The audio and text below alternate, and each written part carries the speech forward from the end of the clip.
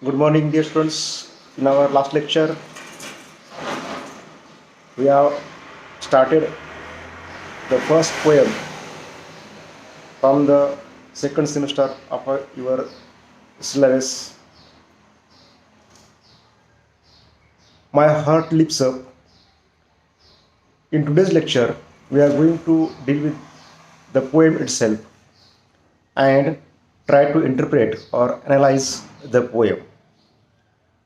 See, first I will read the poem and then we will try to interpret it line by line. My heart leaps up when I behold a rainbow in the sky. So was it when my life began. So is it now I am a man. So be it when I shall grow old, or let me die. The child is the father of man, and I could wish my days to be bound each to each by natural pity. A very short poem by the poet William Wordsworth. Only 9 lines are there in this poem, and in this poem, poet William Wordsworth has expressed the joy of a child. Now, when we look at the meaning of this poem, we come to know that this child expresses his innocence, his joy in this poem. Look at the summary of this poem. My heart skips a beat whenever I see a rainbow in the sky. As I earlier told you, this poem is about the joy of a child. Whenever this small child sees the rainbow means in Marathi Indradhanushya. This child has tremendous joy. There is no bound to his joy. जेव्हा केव्हा हे छोटं बाळ आकाशामध्ये ते इंद्रधनुष्य पाहतं त्यावेळेस त्या छोट्या बाळाच्या आनंदाला पारावार त्या ठिकाणी उरत नाही. This has happen to me for as long as I can remember. Means the child expresses his joy whenever he sees the rainbow in the sky. जेव्हा केव्हा हे छोटंसं बाळ आकाशामध्ये त्या ठिकाणी जो काही इंद्रधनुष्य आहे तो इंद्रधनुष्य या बाळाला दिसतो, या मुलाला दिसतो, त्यावेळेस त्या ठिकाणी या मुलाला खूप त्या ठिकाणी आनंद होतो. It happened when I was child and it shall happens to me now as an adult. जेव्हा केव्हा आज मी एक छोटंसं बाळ आहे म्हणून तो इंद्रधनुष्य पाहून मला आनंद होतोय, ही एक बाजू आहे. जेव्हा मी मोठा होईल, प्रौढ होईल, त्यावेळेससुद्धा मला तेवढाच आनंद त्या ठिकाणी होईल तो इंद्रधनुष्य आकाशात बघून, असं ते छोटंसं मूल, ते बाळ त्या ठिकाणी म्हणतं. If I no longer feel the same joy upon seeing a rainbow when I am an old man. आणि जेव्हा केव्हा मी म्हातारा होईल, जेव्हा केव्हा मी वृद्ध होईल, त्यावेळेस तो रेनबो किंवा तो इंद्रधनुष्य आकाशात पाहून मला त्या ठिकाणी एक आनंद होणार नाही. I had rather not live anymore. आणि त्यावेळेस मी काय होईल, मी त्या ठिकाणी मृत होईल किंवा त्या ठिकाणी मी मेलेलो असेल, असं ते छोटंसं बाळ त्या ठिकाणी पुढं सांगतं. Childhood teaches people the simple lessons they should carry with them for the rest of their lives.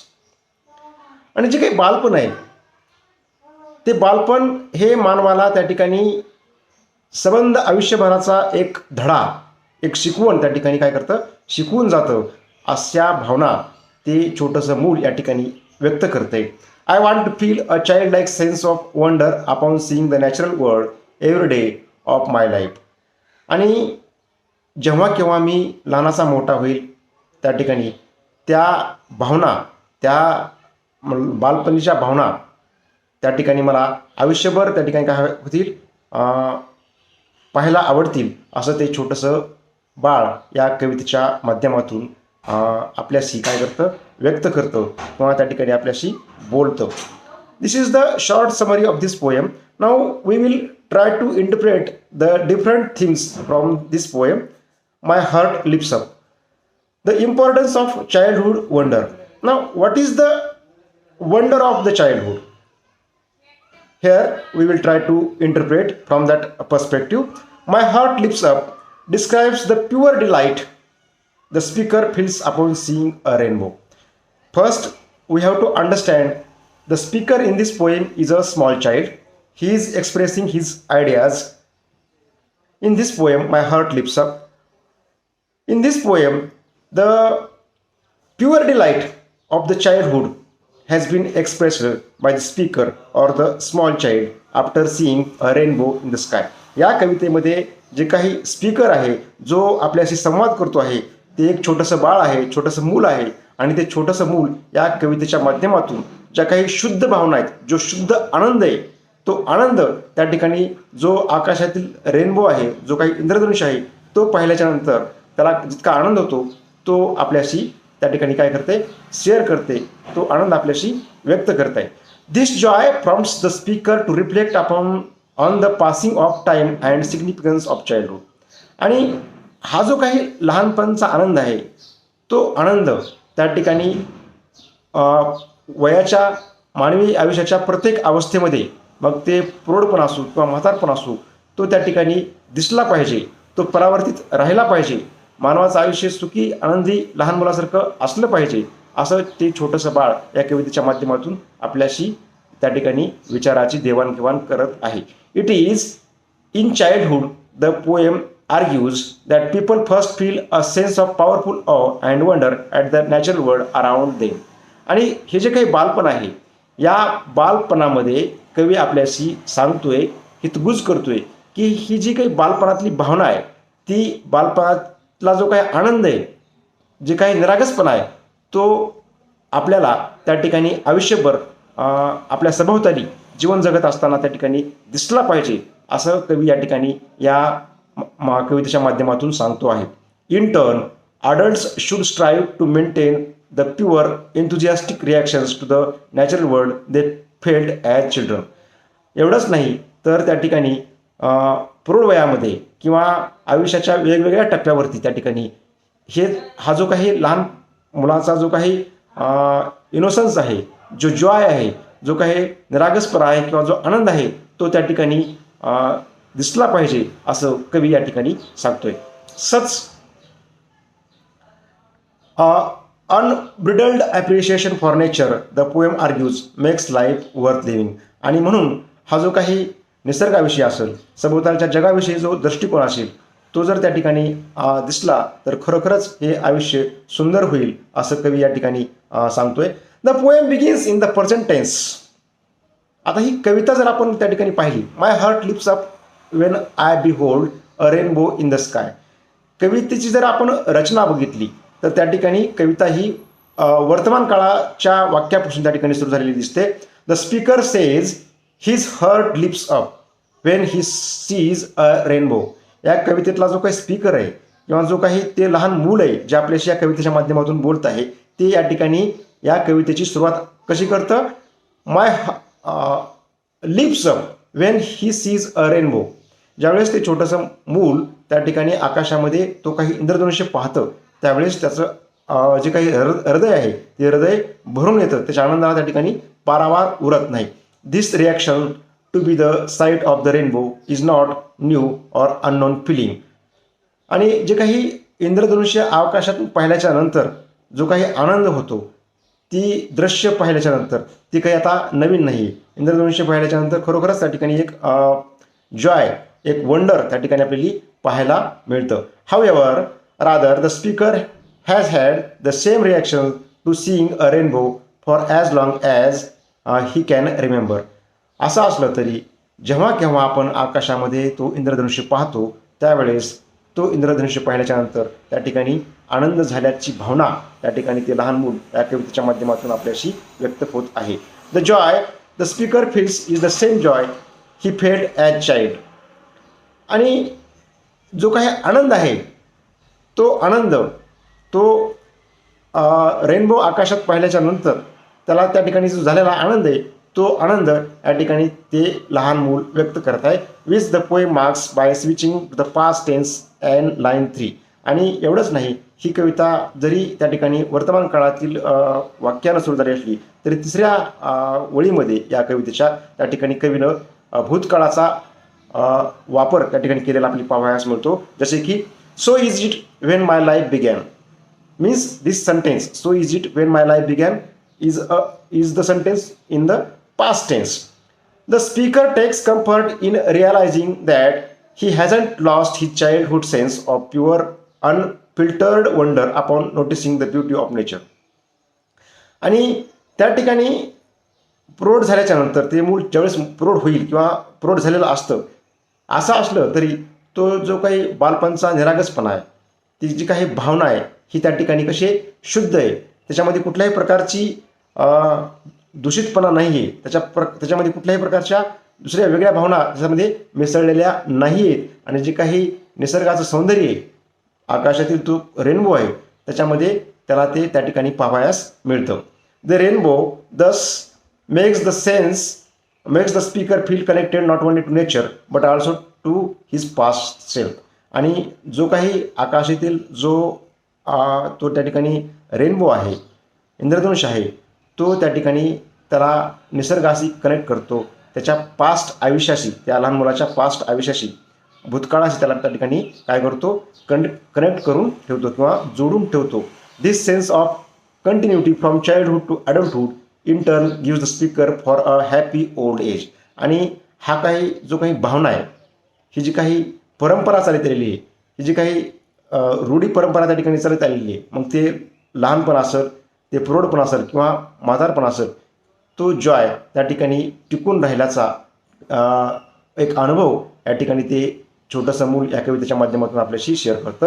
Just as he has felt joy upon seeing a rainbow from childhood through adulthood, he claims that he will continue to feel that same joy in his old age. आणि जो काही इंद्रधनुष्य लहानपणी त्या ठिकाणी आकाशात पाहिल्याच्या नंतर जो आनंद त्या ठिकाणी त्या लहान मुलाला होतो, तोच आनंद त्या ठिकाणी त्याच्या प्रौढ वयामध्ये मिळाला पाहिजे किंवा म्हातारपणी तोच आनंद त्या ठिकाणी टिकून राहिला पाहिजे, ही सुद्धा भावना या ठिकाणी ते छोटंसं मूल या कवितेच्या माध्यमातून या ठिकाणी व्यक्त होतं. Signified by the switch to the future tense in line 5, so be it when I shall grow old. आणि परत कवितेच्या 5व्या ओळीमध्ये त्या ठिकाणी भविष्यकाळाचा वापर त्या ठिकाणी कवीनं केलेला आपली पाहावयास मिळतो. जसे की so be it when I shall grow old. आणि तो आनंद, जो बालपणचा आनंद आहे, तो प्रौढ वयामध्ये त्या ठिकाणी टिकून राहिला पाहिजे, तो निरागसपणा त्या ठिकाणी टिकून राहिला पाहिजे, तो प्युअर जॉय त्या ठिकाणी टिकून राहिला पाहिजे. तीच भावना त्या ठिकाणी भविष्यकाळामध्ये त्या ठिकाणी टिकून राहिली पाहिजे, असं त्या ठिकाणी छोटं मूल आपली भावना व्यक्त करतं. Furthermore, the speaker claims that it is through the experience of childhood that he learned to feel the joy he does at natural world. एवढंच नाही तर या कवितेमधील जो काही स्पीकर आहे, छोटंसं मूल आहे, तर ते मूल तो अनुभव, लहानपणचा अनुभव त्या ठिकाणी त्यानं जो काही घेतलेला आहे, तो त्या ठिकाणी जे नैसर्गिक जग आहे, त्या ठिकाणी जो निसर्ग आहे, ते त्याला त्या ठिकाणी अनुभवायचं आहे असं ते त्या ठिकाणी सांगतं. Turning the idea of parenting on its head, the speaker suggest that childhood teachers people how to appreciate the simple wonder of the natural world. आणि या कवितेच्या माध्यमातून, या स्पीकरच्या माध्यमातून हा जो काही लहानपणचा अनुभव आहे, तो आयुष्याच्या प्रत्येक टप्प्यावर, मग ते प्रौढपण असेल किंवा म्हातारपण असेल, त्या आयुष्याच्या प्रत्येक टप्प्यावर कसा टिकून राहील असं त्या ठिकाणी या कवितेच्या माध्यमातून ते स्पीकर या ठिकाणी आपल्याशी व्यक्त होतो आहे. While adults tends to have more knowledge, experience, skills than children. Children are closer to nature and do not regulate their reactions to it. जसे काही प्रौढ व्यक्ती हे त्या ठिकाणी अनुभवाने, ज्ञानाने, कौशल्याने पुढं असतात किंवा अग्रेसर असतात, तर लहान मुलं हे निसर्गाच्या जवळ असतात, त्याला नैसर्गिक गोष्टीचे अट्रॅक्शन असतं आणि ते कुठल्याही गोष्टीचं त्या ठिकाणी बर्डन घेत नाहीत किंवा त्याच्यावर त्या ठिकाणी ते कुठल्याही अशा गोष्टीशी ते कसं बाउंड नसतात किंवा ते बांधील नसतात, असं कवी या ठिकाणी पुढे सांगतोय, if thunder makes a child feel afraid that child might cry or hide. जर का आकाशात वीज कडाडली तर त्या कडाडलेल्या विजेमुळं त्या ठिकाणी लहान मुलाला भीती वाटते आणि ते मूल काय करतं, ओरडतं किंवा रडतं आणि त्याच्यापासून काय होतं, ते लपण्याचा प्रयत्न करतं. Similarly the rare colourful side of a rainbow might give a child an unexpected thrill. त्याच पद्धतीनं जर का आकाशात लहान मुलाला त्या ठिकाणी जर का एखादा इंद्रधनुष्य पाहायला मिळाला तर त्या इंद्रधनुष्याचा त्या ठिकाणी एक सुखद अनुभव त्या लहान बालकाला तो इंद्रधनुष्य देऊन जातो. A child's innocent almost religious enthusiasm for nature is what the speaker means by natural beauty in the final line. आणि जे काही लहान मुलाचा निरागसपणा आहे, त्याची जी काही उत्साह आहे, तो उत्साह, निसर्गाविषयीचा उत्साह हा कवीनं त्या ठिकाणी कवितेच्या शेवटच्या वळीमधून नॅचरल पिटी म्हणजे निसर्गाविषयीची जी काही ओढ आहे, निसर्गाविषयीची जी काही अट्रॅक्शन आहे लहान मुलाला, ती नॅचरल पिटी या फ्रेजच्या माध्यमातून कवितेच्या शेवटच्या वळीमधून कवीनं त्या ठिकाणी मांडण्याचा प्रयत्न केलेला आहे. The speaker doesn't want to become jaded or immune to the powers of nature over time but instead hopes to maintain the child like enthusiasm for the natural world. आणि या कवितेच्या माध्यमातून कवी त्या ठिकाणी जे काही नैसर्गिक गोष्टी आहेत त्या गोष्टीचं कुठल्याही प्रकारचं बर्डन न घेता किंवा त्याच्याविरुद्ध फाईट न करता जो काही लहानपणचा निरागसपणा आहे, उत्साह आहे, त्या पद्धतीनं नैसर्गिक जगाकडे पाहिलं गेलं पाहिजे अशी भावना कवी या कवितेमधून व्यक्त करतो आहे. The speaker hopes to keep his childhood appreciation of nature so much that in line 6 he claims he had rather die without it. आणि निसर्गाविषयी जो काही अट्रॅक्शन आहे, निसर्गाविषयीची जी काही आपुलकी आहे लहान मुलाला, ती आपुलकी, ते अट्रॅक्शन, ते आकर्षण हे त्या ठिकाणी आयुष्यभर टिकून राहिलं पाहिजे असं कवी या कवितेच्या माध्यमातून सांगतो. जसे की या कवितेची 6वी ओळ सांगते की ऑर लेट मी डाय. म्हणजे जर का निसर्गापासून मी लांब गेलो, निसर्गाविषयीचं अट्रॅक्शन मला नाही राहिलं, निसर्गाविषयी जर मी त्या ठिकाणी माझा उत्साह कमी झाला तर मी त्या दिवशी काय होईल, मरेल, असं कवितेच्या 6व्या ओळीमधून कवी या ठिकाणी त्या लहान मुलाच्या भावना व्यक्त करतं. Suggesting that to lose enthusiasm for the natural world would be to lose what makes life worth living in the first place. आणि हेच आपल्याला दर्शवितं की ज्या दिवशी तुमचा निसर्गाविषयीचा, ज्या दिवशी तुमचा जगाविषयीचा दृष्टिकोन त्या ठिकाणी उत्साह त्या ठिकाणी कमी होतो, नैसर्गिक जगाविषयीचा उत्साह तुमच्याविषयीपासून तुम्ही गमावता, त्यावेळेस तुमचं या पृथ्वी तलावरलं जगणं हे अर्थहीन होतं असं कवी या कवितेच्या माध्यमातून, कवितेच्या 6व्या ओळीच्या माध्यमातून या ठिकाणी आपल्यासमोर ठेवतोय. The wisdom of childhood is not one that can be learn through years of experience. आणि जे काही लहानपणचा चांगुलपणा आहे, लहानपणचा जो शहाणपणा आहे, तो त्या ठिकाणी आपल्याला त्या ठिकाणी इतक्या वर्षाचा अनुभव आपण ज्यावेळेस आयुष्य जगत असतो ते अनुभव देऊन जात नाही. The poem argues but it is instead the innocence to notice the natural world and let it move you. आणि तो जो काही तुमच्या प्रौढ वयातला, तुमच्या आयुष्यातला अनुभव तुम्हाला जितकं शिकवून जात नाही, तितका लहानपणातला जो काही तुमचा लहान मुलाचा जो इनोसन्स असतो, जो निरागसपणा असतो, तो निरागसपणा तुम्हाला नैसर्गिक जगाविषयी खूप काही त्या ठिकाणी शिकवून जातो अशी भावना या लहान मुलाची त्या ठिकाणी कवी या ठिकाणी या कवितेच्या माध्यमातून आपल्याला सांगून जातो. This is the summary and the analysis of this poem My Heart Lifts Up by the poet William Wordsworth. Officially or formally, I announce that this poem, My Heart Lifts Up by William Wordsworth, here comes to an end. In our next lecture, we will try to go through the glossary and the question answer section of this poem, My Heart Lifts Up. For the moment, I think it's enough. Thank you once again for being with me and watch this lecture which will be shared with you on the group. I hope you will and make your presence most importantly for this lecture. Thank you once again.